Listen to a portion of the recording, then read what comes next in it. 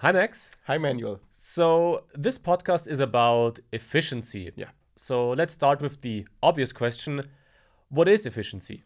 Yeah, for me, efficiency basically means that I have some goal, some outcome I want to achieve. Let's say in our work, I want to produce an online course, and I'm efficient if I achieve this goal with the minimum amount of resources invested or by optimally investing my resources. And the resources would be time, money, could maybe be some others like health, but I would say time and money are the main resources. And yeah, I try to be efficient by using these resources to achieve my goal without wasting those resources. Doesn't sound too bad, I would say. So, if you have resources and are careful about how you use these, Yeah. that's a good thing. But there is also a term existing, or as we called it in our Yeah. previous discussion ahead of this podcast, that's the efficiency trap. Yeah. So, you want to elaborate a bit on this problem, because it is a problem? Yeah, I think it's not necessarily some official thing, just something we came up with. But I like to speak of the efficiency trap if you're stuck in a mode, you could say, where you have to optimize everything. And for example, in work, where you try to do your work as efficiently as possible to, for example, get work done faster or whatever. And then with any time you free up by being efficient, you take on more work that you wanna do. And that's something I definitely know from myself in the past and still a bit today, where I have a hard time relaxing once I'm done with the task I wanted to achieve on a given day. I have a hard time with that. Instead, I really tend to finish a task and then immediately start with the next one. And I try to be as efficient as possible, or I guess I tried to be as efficient as possible on a workday. And whilst this might sound good, this is actually not necessarily a good route to take, I would argue. I would agree. And if we compare both of us in this scenario, then I would say that I don't have this thing, or I have it differently maybe. But what I can do, for example, is I can take a day off on Tuesday, for example, to go and buy some groceries, because for me it's an advantage to do this not on a Saturday where everybody's there and it's very crowded. And I know that you typically wouldn't do that because your commitment or your resources during the weekdays are allocated to your job, to your work. So saying on a Tuesday, no, I'll do something else, is something you rarely do. Yeah, I would say. absolutely. Yeah, it's something I rarely do. Something I've gotten better at because the grocery thing is not too much of a problem, but in general, it's of course not ideal if you are stuck in that mode, if you can't take some time off or relax and so on. And we'll get back to that. But yeah, that's something I try to get better at. Because I think we can both agree that efficiency is important. It is. And we try to be efficient in our job, and we have our reasons for that. But if it gets like something you have to do in all aspects of your life, if it really dictates how you spend your day, then it can be a problem. And totally agree. But as you said, we'll come back to this thing in a bit more detail in a few minutes, because there are multiple aspects of efficiency in life. So this is life in general, but there the private life or the working life, the job, whatever you want to call it. So if you first think about the working part of efficiency, then as you said, efficiency definitely is important and required. Yeah. Because in your job, no matter what you do, resources are limited. Yeah. So you have time or money, for example, as you mentioned. So if you want to complete a project, you have to be careful about how you use these resources. Yeah. So working efficient in your job is definitely nothing bad. It is required to finish your projects, to achieve your goals. And in the working environment, you also have competition from other companies, for example. If you're not producing a very unique product, then if you don't use your resources efficiently, it will take you too long to finish the product, or it will be too expensive, so nobody buys it, and so on. So you have to be efficient at your job, in your work, to be competitive and to do a good job. That's where efficiency is required and a good thing. Yeah, Right. totally agree. Definitely. And as I said, of course, we also do our best to be efficient in many parts, many aspects of our job. Not all of them. We'll get back to that. But we try to do things efficiently. We produce courses, and we, of course, thought and continuously think about all the parts that make up this course production process. And we, of course, try to look for areas where we can improve our efficiency. For example, we have captions for our courses. We don't write them ourselves. Yeah.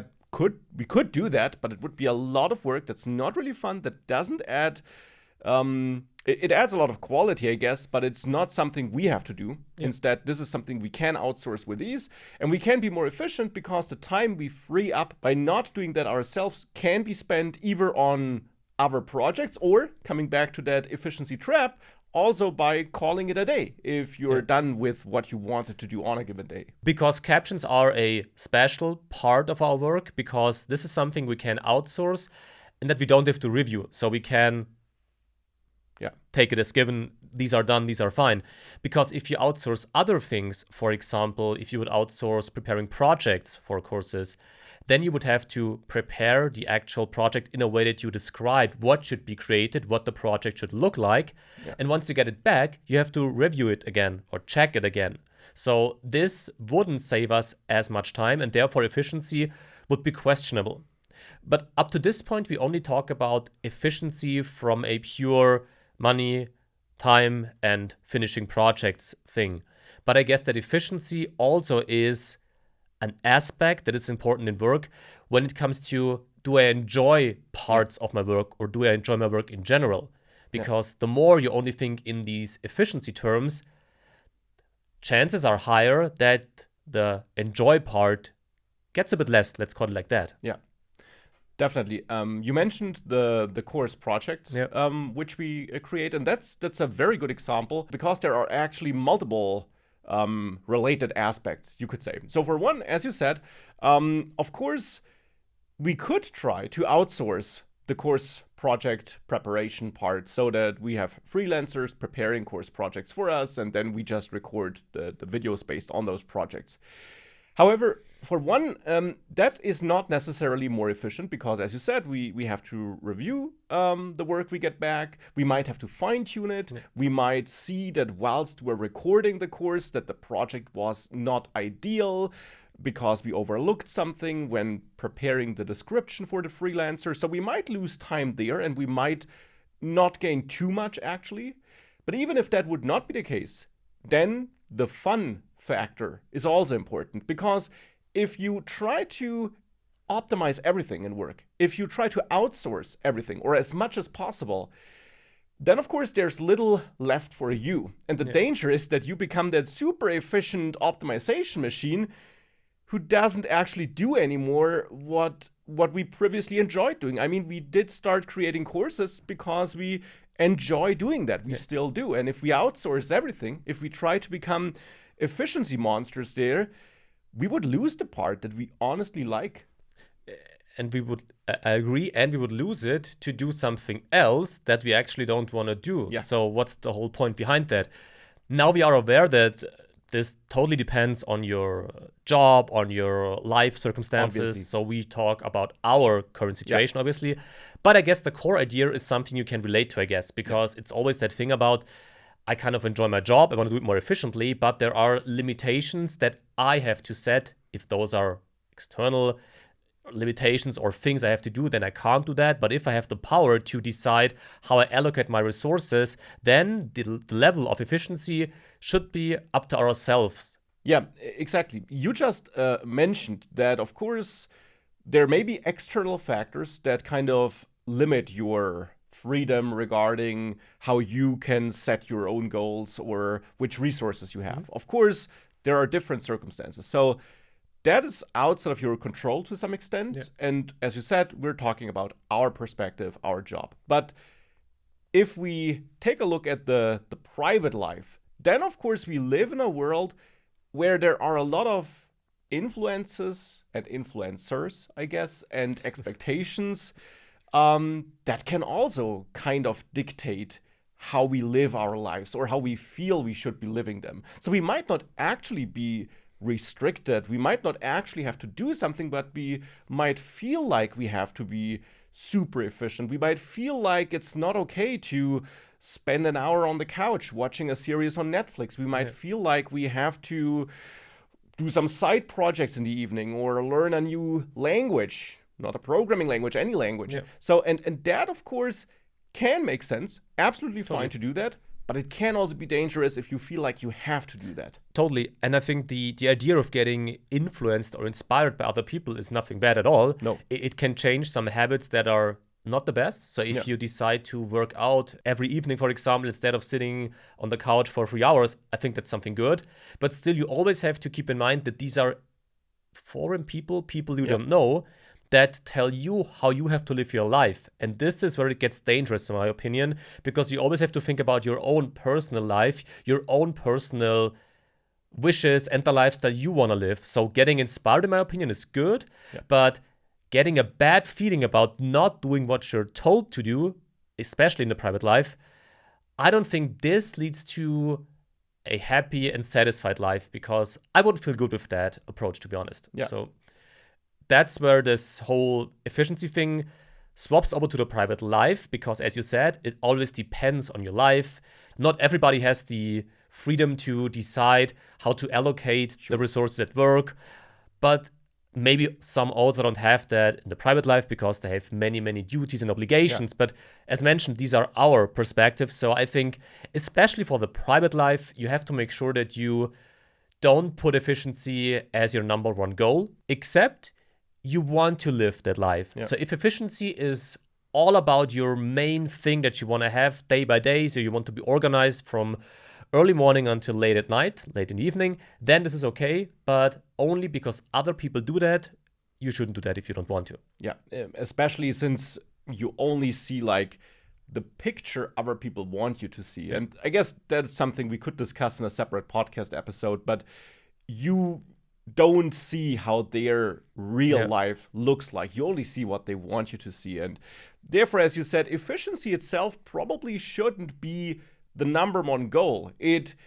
can make a lot of sense to try to be efficient when it comes to achieving your actual goal. And that can also be a non-work goal. That can be like a goal like learning a new language, but that can also be the goal of relaxing, recharging, playing a video game. That can be a goal. And you can, of course, try to be efficient there. For example, doing the dishes quickly so that you can start playing quicker. That can make sense. But efficiency and optimizing everything probably shouldn't be your number one goal itself. It should just be something which helps you achieve your goals. And there is also one pretty common example that demonstrates that over-efficiency thing in private life is the alternative to ordinary food, where you just drink something, I don't even know what that is, some pre-processed stuff with lots of some liquid nutrition, whatever, that you drink in 10 seconds instead of having an actual dinner, for example.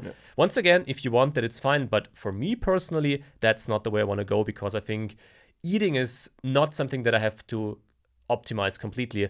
I'm not a big fan of cooking, to be honest, so I cook quite fast if I cook, but it's not that this is just a point on my list. Okay, I have to cook, then I have to eat. I enjoy eating, and I enjoy these normal things humans do. Yeah, absolutely. Because that's then again that efficiency trap we mentioned at the beginning. We started with the efficiency trap related to work and not being able to like switch off, so to say. But of course, you can also get into that efficiency trap in your non-work life, for example, by optimizing how you eat and what you eat, how you work out, how often you work out, which people you meet, that you only meet people that are helpful to you or give you some benefit instead of just hanging out with a good friend.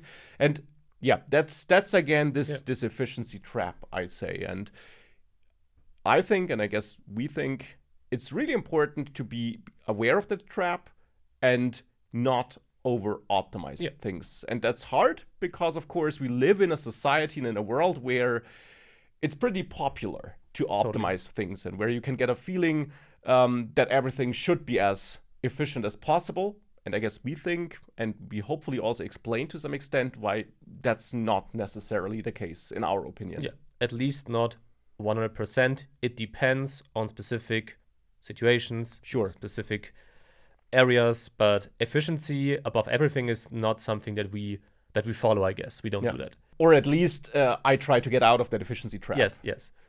Yeah, and I think that's our take on efficiency. As always, we are looking forward to your opinions on that topic because, as mentioned, these are our thoughts, but we're interested into your thoughts too. So I guess thanks for hearing us. Thanks for hearing us, and hopefully we hear you or you hear us in the next episode.